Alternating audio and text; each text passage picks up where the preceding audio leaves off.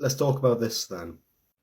So, after many months after the trust agreement to bring Huw Jenkins into the club, which is a majority to say the least, it has finally been confirmed by the EFL after sanctioning the ownership tests and doing extensive owners and directors tests, which is just good in itself because there's been many clubs, as we know, that haven't had the greatest of owners because potentially they haven't been checked enough. So to know that this statement on, one of the first lines reads that it was an extensive owners and directors test is immediately a good thing. But yeah, as we saw, members voted by a substantial majority that 98% would be in favour of the new ownership module, which would mean that Huw Jenkins would take a 52% cut, or ownership rather, in Newport from the Supporters Trust, who have owned and ran the club since 2015, and even since 2015 we know the memories that this club has had. So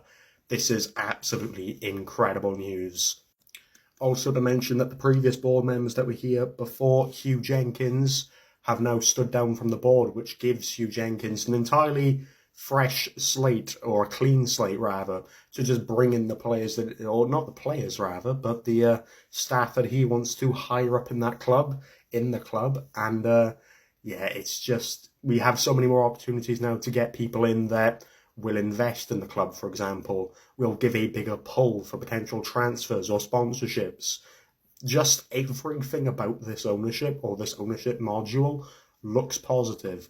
So you can see that, the trust will continue to play a major role. So we still have a thought process or a meaning in terms of joining the trust. We still have a role as supporters of the club. We haven't lost entirely the ownership of the club to that degree. Of course, we've lost it to the majority degree, but we still have a say to some extent.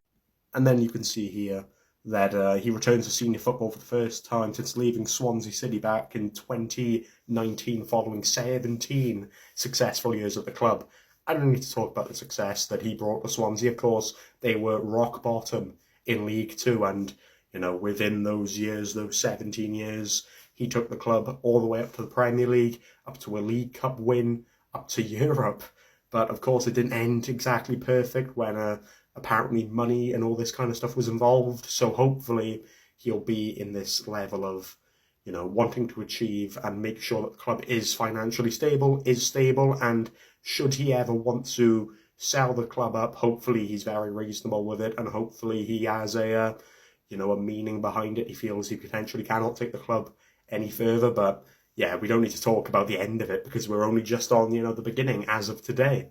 You can see up there that it's mentioning all the stuff that he's done on a limited budget and playing a unique brand of football, which I think advertises Newport County pretty well. You can see that his achievements earned him an OBE in 2015 for his services to Welsh football. So, just having that heritage and that experience and that honour is, largely successful. You can see that his time at the Liberty Stadium eventually came to an end 3 years after a takeover of the club by American owners in 2016. So apparently when money was kind of put into the equation, that's when Swansea fans didn't really love him. But, we don't really have to think that further down the line, do we? We are in a level now where we've got a director of football, or a majority shareholder of football rather, he's got the heritage, he's got the experience, he's done it before, he's going to have Welsh links, he's going to have links unlike what the trust could potentially provide.